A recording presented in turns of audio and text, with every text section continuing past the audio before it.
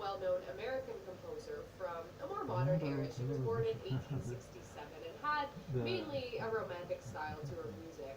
Until her later years, she started getting more of like a modern atonal bent. But anyway, she was basically a prodigy straight from birth. Her passion for music made her basically a force of nature, not to be reckoned with. She's really strong-willed, so it's kind of like a theme since she was a small child.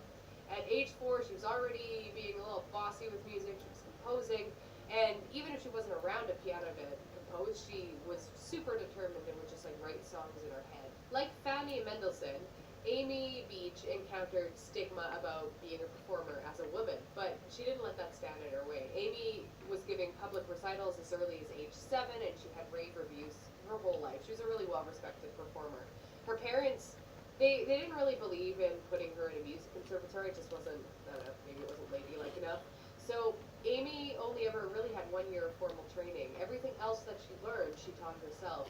She studied Bach, she learned counterpoint, she learned harmony, and she even undertook a project to translate a French treatise on orchestration by Berlioz because it was such a crucial educational work.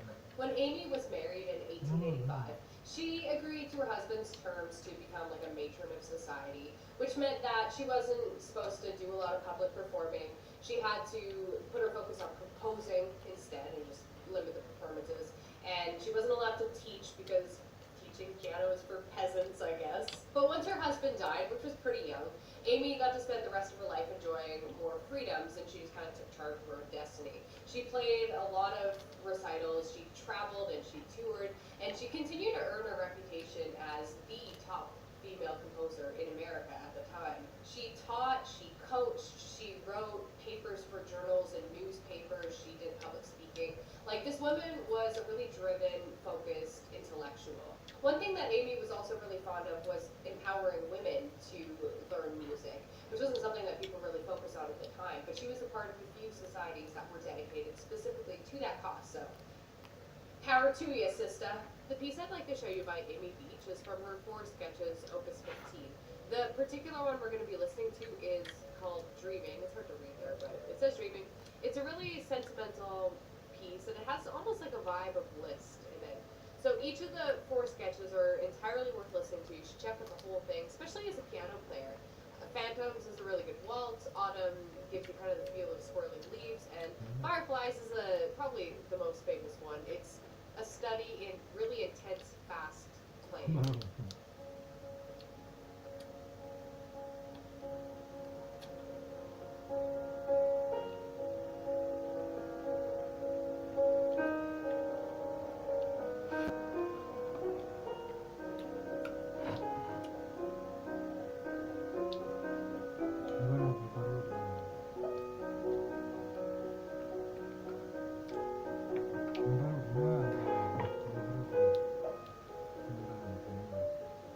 And that is all for today's video. I hope you enjoyed it. I hope you found out something new. I know I did when I was researching. We could have talked about like dozens of really interesting women in music, but I just had to like narrow it down. I didn't want this to be like a 30-minute video. So yeah, hopefully you enjoyed that. Let me know if there's any more details you want. Like, I think in the future I'll definitely want to do a full history video on some of these, especially like Amy Beach. We could talk about for forever. There's so much, like she wrote so much music. But anyway, I'm fangirling. I'm going to sign out here. Thank you so much for watching. Give it a like if you enjoyed it. Subscribe if you haven't already, and I'll catch you guys next time.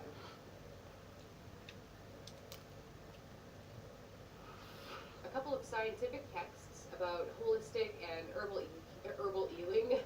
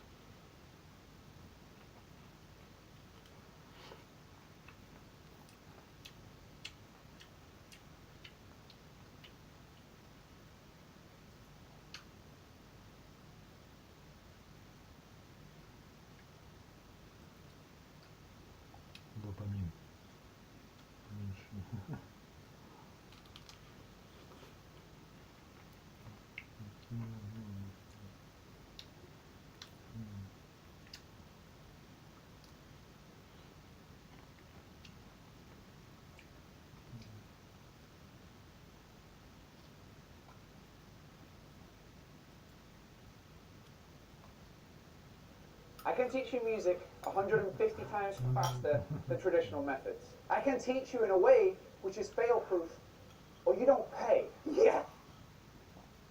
Hi, and welcome to today's episode of Piano TV. So we are going to discuss the life of Tchaikovsky today, which I'm really excited about because he's one of our favorite composers here on the channel. Now, since there's a lot to cover, we're breaking this into two parts. So this is the first part of Tchaikovsky's history. We're going to talk about some of his early life and stuff like that. And then in the next video, we'll talk more of his later years and his death. So let's get started. Pyotr Ilyich Tchaikovsky, which is anglicized as Peter Ilyich Tchaikovsky, was born in 1840 and lived until 1893, to the age of 53 years old. He was a Russian Romantic era composer, and he was actually the first Russian composer to really impact the wider Western music landscape. Tchaikovsky was born in a small Russian town of Saint Ilya and Alexandra. Ilya, Tchaikovsky's father, was a military man, a long-line military man, and his mother, Alexandra, was a German-French woman, nearly 20 years his. The Tchaikovsky family was always very capable in the arts, and that was largely due to living in a small town and having the need and desire for entertainment. Tchaikovsky had 6 siblings, and then after his mother died and his father remarried, he inherited even more siblings. But the siblings that he was the closest to were his sister Alexandra and his twin brothers, Anatoly and Modest. Tchaikovsky was a really smart little child, and by the age of 6, he was fluent in both French and German. And then by the age of 8, he could sight read music better than his music teacher. His parents were supportive of his musical education and encouraged him, but they didn't consider it a serious career path. At the time in Russia, being a musician was kind of like a lower class profession because it didn't yield as much money and resources and income. So instead, they sent him to the Imperial School of Jurisprudence in St. Petersburg to, get a legit education. It was during Tchaikovsky's studies in school that his mother died of cholera in 1854. And that inspired him to write his first serious piece of music, which was a waltz. Tchaikovsky and his friends had fun with music outside of their studies. Like, they attended concerts, they had impromptu jam sessions, they sang in choirs, but it wasn't serious for any of them. And a lot of Tchaikovsky's previous schoolmates were surprised when they had seen that he had become quite a well-known musician over the years. Once he finished school, Tchaikovsky went out into the real world and got a real job in 1859 as a civil servant. However, he did not love doing that, and it didn't take him long to realize that that wasn't the path for him. So he quit that bureaucratic lifestyle and went into the arts. The Russian Musical Society was founded in 1859, and that gave Tchaikovsky the opportunity to attend Russian-focused concerts and take some music theory classes. Eventually, the St. Petersburg Conservatory opened in 1862, and Tchaikovsky was one of the first students at this school. And it was here that he engaged in serious musical study with renowned musicians such as Anton Rubinstein. The conservatory ended up having a huge impact on Tchaikovsky's developing style because it exposed him to a broader range of European music, which Tchaikovsky would then end up blending into his own personal style, which is kind of like a European mix with a largely Russian bent. His early compositions at the conservatory would also be the beginning of a series of mixed reactions to his compositions. People didn't always love everything he wrote, and that was true when he was a student, and it was also true when he was in the last years of his life. For example, when Tchaikovsky submitted his first symphony to be performed, Rubinstein and other instructors were like, no, you have to heavily revise this or else we're not going to play it at all. It's not good enough the way it is. So Tchaikovsky did that. They still didn't perform it, so. Tchaikovsky was given an excellent job opportunity when he graduated in 1865. Anton Rubinstein's brother, Nikolai, offered him the chance to be a professor of music theory at the brand new Moscow Conservatory. It wasn't great pay or anything like that, but Tchaikovsky was very honored for the opportunity and he was really eager to do it. While he taught as a professor, he also composed and wrote music criticisms. From his critiques in this time period, we learned that Tchaikovsky really liked Beethoven, but wasn't keen on Brahms. We learned that he thought Wagner's Ring Cycle was cool, but the music was unlikely nonsense. He also wrote about the poor state of Russian opera at the time. Tchaikovsky didn't immediately rise to stardom, and this was largely due to the mixed reactions that his music produced in people. However, there were strong advocates of his work, including the piano performer Hans von Bülow musical landscape was also changing in the late part of the 1800s. Up until that point, music had become really, really flashy and full of bombast, but people started to crave something that had like more depth and more meaning, maybe a little bit more introspective, and that's something that Tchaikovsky's music has always been and always had. One of Tchaikovsky's most well-known compositions was written during this time. In 1869 and 1870, he wrote the Romeo and Juliet symphonic poem, and a lot of people are familiar with the music from that. This also happened to be one of Tchaikovsky's own personal favorites of the music that he wrote throughout his lifetime. Before we get any further, let's delve into Tchaikovsky's personal life. So we've reached the year 1870 by the time he met his first fiancée. Tchaikovsky would have been about 30 years old by then. So the three significant women in his life are Desiree Artaud, who was the first fiancée, Antonina Miliukova, who he actually married temporarily, and then his patron, Nadezhda von Meck.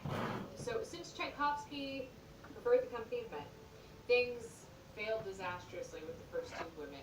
His brief marriage to Antonina was a particular source of stress for Tchaikovsky. He had to pay her every month, and she kind of made his life miserable. Things with Nadezhda von Meck, however, were much more productive, and she was greatly beneficial to Tchaikovsky. So she was a widow, and she started a mail correspondence with him around the time of his imploding marriage with Antonina. The two of them became fast friends, and she financially supported him for 13 years, allowing him to travel, tour, and focus exclusively on composing. Tchaikovsky's friendship to Nadezhda was very close, but it was also a little bit strange. They corresponded only by letters, of which they sent over 1,200, and they agreed to never meet in person. And there was actually a couple times where they encountered each other in public, and they just like booked it without even saying a word to each other. It seemed that Nadezhda might have originally had a romantic interest in Tchaikovsky, but she was also totally cool with the fact that he was a homosexual. It was kind of implied that she knew, and she didn't try to pursue him, regardless of maybe having feelings for him. And Tchaikovsky, in turn, really appreciated this because this is a woman who he could call a friend who wasn't after his heart. In the 1870s and 1880s, Tchaikovsky did a lot of travel across Europe. He went with his brother Modest to Paris, where he saw Bizet's Carmen performed. He went to a festival devoted to Wagner's Ring Cycle, although he didn't actually get to meet Wagner. But he did get to meet Liszt on his travels. He also did a whole bunch of solo traveling, especially in rural Russia. And this was a really, especially in the 1880s, it was a really reclusive time of Tchaikovsky's life.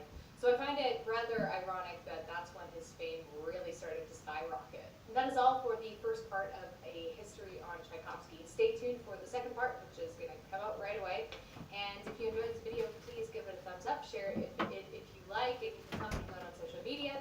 All the links will be at the end of this video. Catch you later.